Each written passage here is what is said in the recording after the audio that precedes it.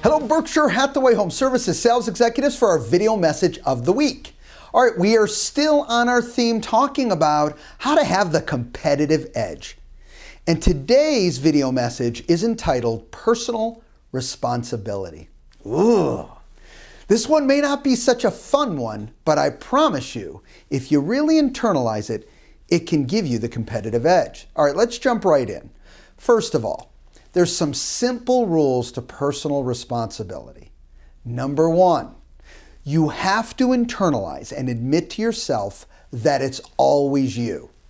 You are always the issue. You know, you're never supposed to say always and never and think.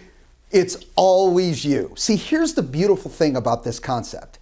And I've talked about this in other videos, but it really ties in to this point today of having that competitive edge.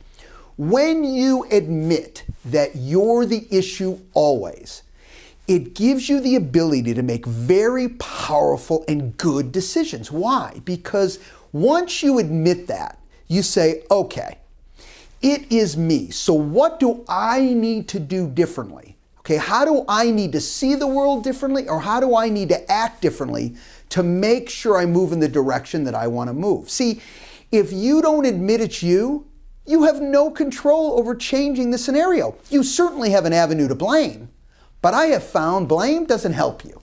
It doesn't serve you well. So let's stay focused on serving you well. So step one, you have to admit it's always you. That's not a bad thing. That's a powerful thing. Number two, no excuses. When you truly take personal responsibility, there's no excuses. And this, again, is not a bad thing. It's not beating you up. Don't get frustrated about no excuses. Use no excuses, again, to say, okay, if I can't make an excuse, I got to keep moving forward. I've got to keep moving for the outcome and the result that I'm looking for, because there's no excuses. It doesn't matter if the market did something or interest rates did this or another agent did that. It doesn't matter.